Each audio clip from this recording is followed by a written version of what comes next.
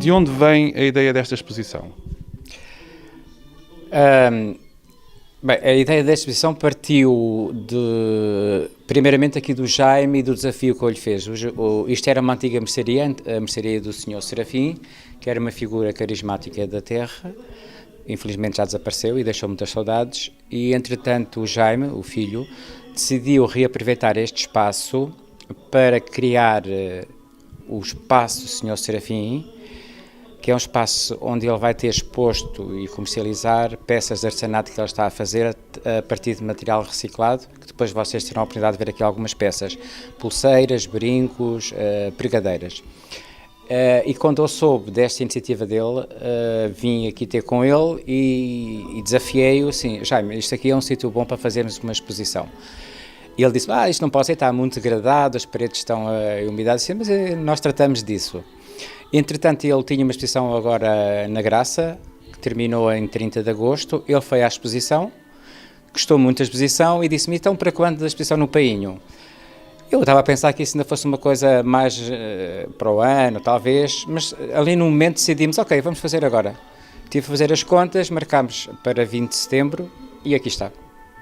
Inicialmente isto era para ser uma exposição apenas de pintura, só que entretanto eu pensei que o património que estava aqui, quer em objetos, em fotografias, que eram da loja, porque o Sr. Serafim era um amante de fotografia, tem um espólio fotográfico que vocês não imaginam.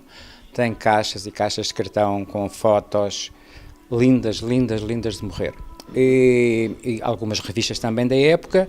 Então eu decidi que complementar essa exposição e aproveitar e fazer uma homenagem merecida ao Sr. Serafim, recriando o ambiente da mercearia na época, com objetos expostos que faziam parte da loja, outros objetos que fazem parte da minha coleção particular, outros que eu consegui pedir emprestados em alguns antiquários em Lisboa, e criámos este ambiente aqui intimista, um ambiente de excessos, que vocês podem ver depois, isso tem excesso de imagens, de som, de aromas e de informação. As paredes foram todas ferradas com jornais, levou primeiro uma camada de jornais atuais, para consolidar a parede, a seguir levaram jornais de 1931 até hoje, e depois fotografias do Sr. Serafim, recortes de jornais do século ilustrado, da Plateia, de Flama, etc, etc, etc. A grande maioria das fotografias estão aqui, as pessoas já as conhecem pelo Facebook, mas aqui estão os originais. E pronto, é isto, é aquilo que estão a ver. Sim. É um conjunto de memórias e de afetos, que é a minha forma de homenagear o Sr. Serafim. Então, e Jorge, especificamente sobre a exposição Fragmentos e Contrastes, no fundo que está aqui incorporada neste brilhante espaço que é o do Sr. Serafim, é constituída por quantos quadros e em quanto tempo é que eles foram realizados? É assim, aqui estão pedaços de duas exposições temáticas que eu fiz. Uma era Fragmentos, que são quadros que foram inspirados nos azulejos de Lisboa, são todos com quadrículas, cada quadro chega a ter 10, 20 ou 30 quadros, ainda que o motivo dos azulejos não seja o de Lisboa, porque eu quando começo a pintar, tendencialmente, eu volto à infância e quando eu jogava a bola no Painho e andava aqui nos campos. Então o motivo dos azulejos são rurais. Charcos, veredas, árvores, ou seja, não são os de Lisboa. Pronto, esta coleção Contrastes, Fragmentos, esteve exposta pela primeira vez teve de dezembro de 2019 a janeiro de 2020 num espaço de expositivo no Campo de Justiça. Depois, em julho deste ano, convidaram para expor na Galeria Arte Graça e eu, como não queria repetir a exposição Fragmentos, levei parte da exposição Fragmentos e fiz uma nova que eu chamo Contrastes, que no fundo primeiro fragmentei, ou seja, dividi os quadros e agora desfragmentei. Então, de cada quadro que aparece no quadro, eu fiz um quadro, ou seja, num quadro que tinha árvores, ribeiros, rios, eu fiz um ribeiro num quadro, fiz uma paisagem de árvores noutra, etc, etc. Portanto, o que estão aqui assim são duas coleções numa. Não estão aqui os quadros todos, porque o espaço também não o permitia, e porque eu, entretanto, em Lisboa, que a exposição terminou em agosto, eu vendi muitos quadros e as pessoas já os levaram. Pronto, estes são aqueles que não foram vendidos. No total, os quadros das duas coleções seriam 70 quadros, sim, 70 quadros. A coleção completa. As duas coleções completas são 70 ou 72 quadros, agora não estou preciso. Tanto com os que já foram vendidos. Sim, porque não estão aqui todos, aqui estão cerca de 50. Muito bem. Com 3 que não cabiam aqui e estão expostos ali num café aqui na aldeia, que era o antigo café do Sr. Carlos, que agora está com o filho. E como é que têm reagido os visitantes desta exposição que já aqui passaram?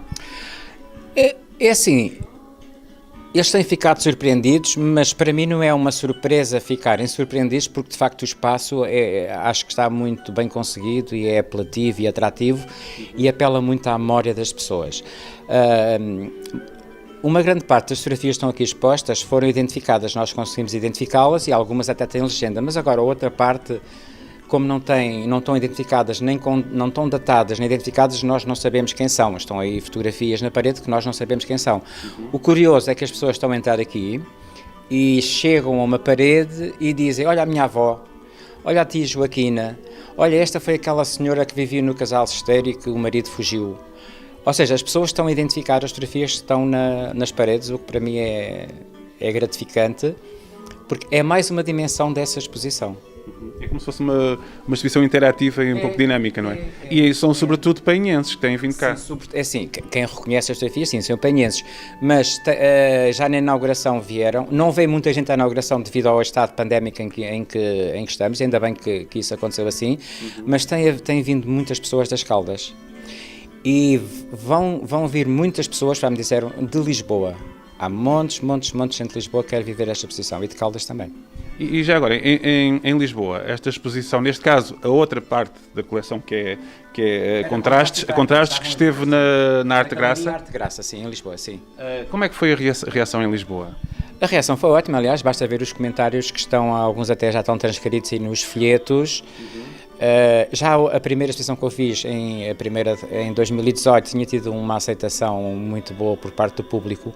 Houve comentários que me deixaram incomodado e desassossegado.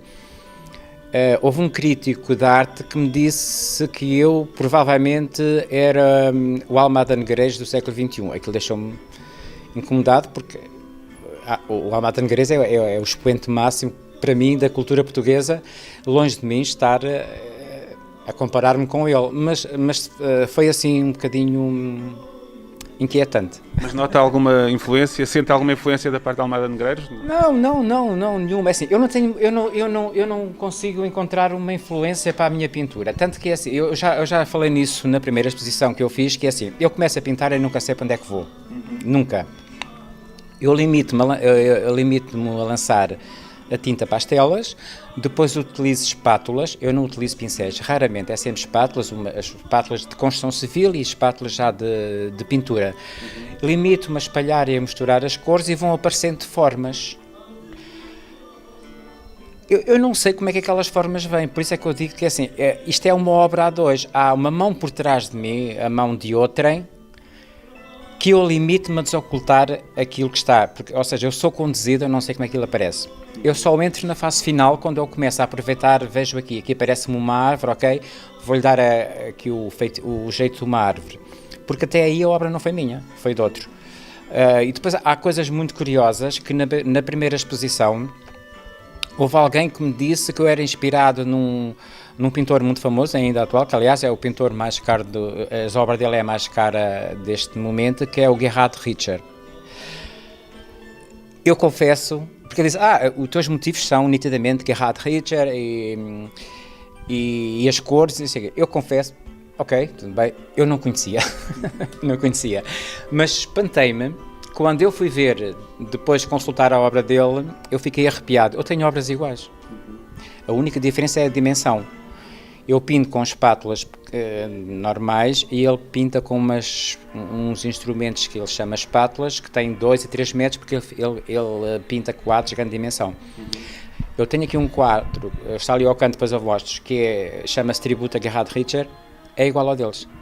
Portanto, ao dele. Ou seja, eu não sei como, ou seja, eu fui pintar coisas que as pessoas dizem que eu fui inspirado numa pessoa que eu nem sequer conhecia, lamentavelmente não conhecia, devia conhecer porque de facto ele é muito famoso, mas eu não conhecia. Portanto, eu não posso identificar com, aliás, nem quer ser catalogado concorrentes, isso é impressionismo, não é nada disso. Eu tenho a liberdade para pintar com a ajuda de alguém, não sei. Sem usar rótulos. Eu não quero rótulos, nem etiquetas, não me digam, ele é expressionista, não sou nada disso. Eu tanto posso pintar um quadro a imitar azulejos, como posso pintar o mais abstrato possível, ainda que tendencialmente o meu traço vai para árvores e paisagens do país. O país está sempre presente na minha pintura, mesmo que subentendida.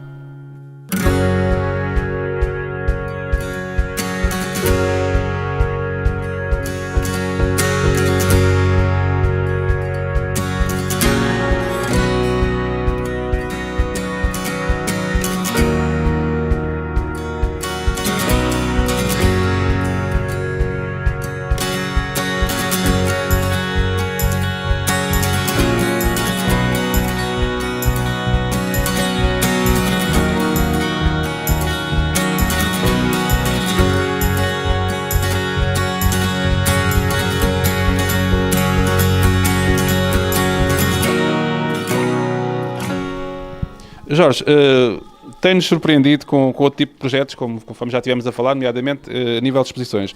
Mas eu recordo-me que há pouco tempo houve aqui uma exposição também inédita, que passou pelo PAIN, pela associação, nomeadamente, chamada A Caixa, 10 anos de vigilância eletrónica em Portugal. Passou pelo PAIN, além de Lisboa, não é?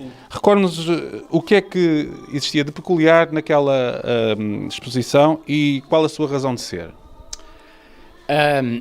Pronto, a Caixa foi um projeto que eu fiz em 2012 para assinalar a introdução da vigilância eletrónica na fiscalização de penas e medidas no panorama jurídico português. E a primeira pulseira aplicada, eu digo pulseira porque é uma das componentes da vigilância eletrónica. Foi aplicada em janeiro de 2012.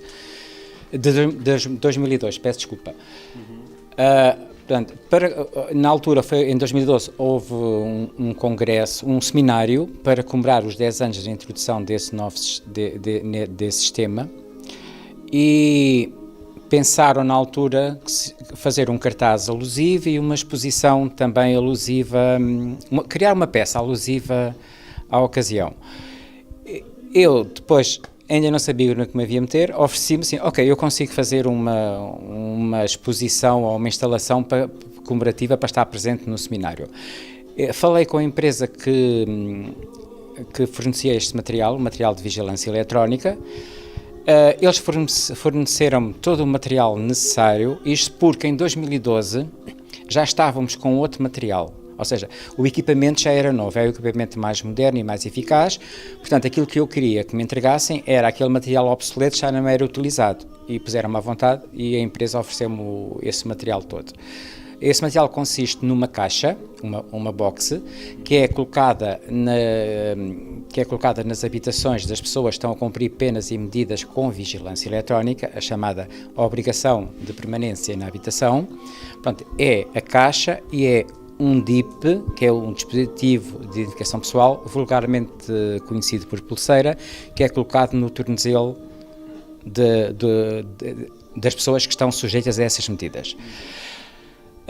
Ao longo dos 10 anos, portanto de 2002 a 2012, houve uma série de histórias das quais eu tive contacto, porque eu trabalhava mesmo diretamente no terreno, histórias muito interessantes que se passavam com os arguidos relativamente à vigilância eletrónica. Então o que é que eu fiz? Pegando nessas histórias, criei 10 caixas, portanto eram 10 anos, são 10 anos, 10 caixas, 10 histórias, 10 fragmentos de vida. Cada conjunto desses 10 tem uma caixa e uma pulseira e retrata uma história real. Feito com materiais reciclados. Foram feitos com materiais reciclados, a grande parte deles apanhados no lixo, ali nos bairros históricos de Lisboa, nomeadamente Alfama, Moraria e Graça. que é onde eu resido. É assim, há um vídeo que podem ver no YouTube que chama-se precisamente A Caixa, 10 anos de vigilância eletrónica em Portugal, onde podem ter uma noção mais consistente daquilo que eu estou a dizer. Só para dar exemplo de uma história que lá está retratada, a caixa número 1, que chama-se Começo, está forrada com objetos infantis, uma cama de bebê, tudo ligado à maternidade. Aquela caixa surge assim porquê? Porque a primeira pulseira aplicada a Portugal foi uma jovem de 18 anos que estava grávida de 8 meses. Portanto, há uma simbologia por trás da... Há sempre uma simbologia, sempre. E... Tem também outra caixa muito engraçada, que chama-se Devoção. É uma caixa que está forrada com objetos, também são todos recicláveis. Este é com brincos, pulseiras, colares que as minhas colegas do trabalho me deram, e tem um santo, uma imagem de um santo em cima. Representa uma caixa, era uma caixa que esteve na casa de um arguida, cuja avó tinha colocado um santo em cima da caixa e rezava ao santo para que o neto, quando fosse à altura do julgamento, não apanhasse uma pena muito pesada. E de facto aconteceu. Não sei se foi pelo santo, se foi pelas circunstâncias do caso, ele apanhou uma pena muito leve. Então, e o que é feito a estas criações? Porque, é assim, segundo sei, chegaram a oferecer-lhe quantias avultadas para adquiri-las e até teve convites para uma digressão internacional. Sim, isso foi na altura, em 2012, sim. Assim, o projeto da Caixa foi o meu primeiro projeto que mexeu comigo mesmo, mexeu comigo a todos os níveis. Só para vos dizer, eu emagreci 10 quilos a fazer aquilo. Eu estive a trabalhar quase 5, 6 meses, fins de semana, noites, eu não tive férias para conseguir aquilo. Portanto, aquilo é um projeto único, a nível mundial, não existe nada igual, porque nunca ninguém tinha pegado em peças com uma conotação tão negativa, não é? Utilizadas no controle de pessoas que estão a cumprir penas e medidas na habitação, transformá-las e transfigurá-las em peças de arte. Além disso, é irrepetível porque aquele equipamento que eu utilizo já não existe. O equipamento que sobrou foi incinerado. É sempre destruído e este foi incinerado. E na altura depois houve um congresso internacional sobre vigilância eletrónica, pouco depois do seminário de cá, e na altura a exposição foi divulgada em vídeo, creio que ocorreu na Holanda, não sei, ou seja, a exposição foi divulgada em vídeo durante este seminário internacional que houve. E houve quem se mostrasse interessado em ficar com essa coleção porque não havia nada inédito, nomeadamente o fabricante. E fizeram umas propostas aliciantes com os valores na altura que de facto eram muito elevados, que eu não vou agora aqui dizer, mas eu não como era a minha primeira obra, eu estava tão ligado àquilo, aquilo eram quase as minhas filhas na altura, eu nem passaria pela cabeça nunca desfazer-me daquela coleção, tanto que ela hoje mantém-se comigo, é minha, é uma coleção particular. Existe um projeto para quando houver um museu do Judiciário em Lisboa ou noutra localidade, a vigilância eletrónica será um núcleo desse museu. Eu na altura assinei uma espécie de carta de compromisso com o Estado português, através do Ministério da Justiça, de que esta coleção nunca sairia de Portugal sem primeiro haver uma declaração de interesse ou não por parte do Estado português. Pronto, e está assim, a coleção está comigo, está disponível para ser mostrada e tenho alguns projetos para expor, ainda não sei quando, mas talvez no próximo ano ou isso eu consiga novamente expor. Jorge, o Painho é um eterno retorno para si, verdade? É assim, olha, eu vou dizer uma coisa engraçada agora, não era para dizer, mas vou dizer. Um crítico de arte que agora até quer trabalhar comigo, quer me promover em alguns espaços culturais em Lisboa, quando eu lhe mostrei esse projeto e depois foi vendo algumas fotografias, ele disse-me a mim, esse trabalho é tão bom, que isto é um desperdício fazeres isto numa aldeia. E eu disse-lhe, olha, desperdício é utilizar a tua cabeça para dizer uma coisa dessas. Porque assim, eu acho que quem renega o lugar onde nasceu não sabe o que é que está a fazer, porque de facto é assim, o lugar onde nascemos ninguém nos tira. Aliás, eu tenho aqui uma frase, se vocês conseguirem ver, que está aqui em cima. em que eu digo que a vida pode tirar-nos tudo, as pessoas que amamos, as conquistas que fizemos ou os sonhos que nunca concretizamos. Só não nos pode tirar o lugar onde nascemos, o meu país para sempre. Porque, de facto, é assim, o lugar onde nascemos é a nossa marca, é o nosso made in, é a terra onde nascemos. E eu tive a sorte de nascer numa aldeia, que é o Painho. Passei aqui a infância com o meu avô, ia na carroça com ele para a fazenda. O cheiro da terra entranhou-se-me. Eu tinha barro nas unhas, nos pés, no cabelo, aquilo entranha-se e eu tenho a impressão que isso marca para sempre e modela a nossa forma de estar e de ver o mundo. Por isso, qualquer coisa que eu faça e todos os sucessos da minha vida, eu depois sei que eles tiveram um início, foi aqui no Painho.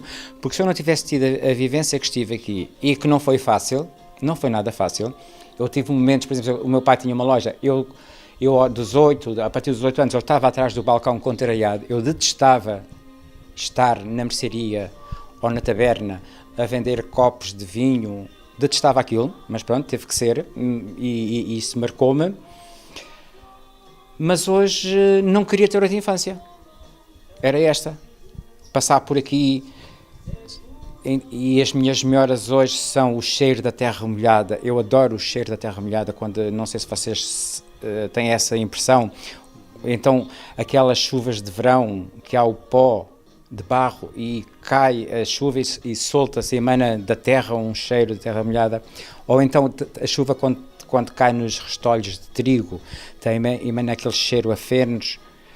Pronto, é isso, as minhas memórias são isso, ainda hoje são mais fortes que todas as memórias. Eu gosto muito de perfumes, e sou louco por perfumes, e gasto fortunas em perfumes, mas não troco esses aromas da terra e estas memórias da minha infância pelos perfumes de marca mais caros que existem. E ainda hoje, eu já disse isso uma vez, eu não troco o pisar, o musgo e as folhas secas que há aqui nos pinhais e nos goentes, as alcatifas mais confortáveis que existem. Não. Pisar aqui um restolho de trigo, um musgo dos pinhais, dá-me um prazer que vocês não calculam. Portanto, tudo aquilo que eu faço, a minha pintura, a minha coisa, anda sempre à volta do painho. E eu acho que nunca consegui cortar o cordão umbilical com o painho, e anda bem, pelo menos tenho um lugar de pertença.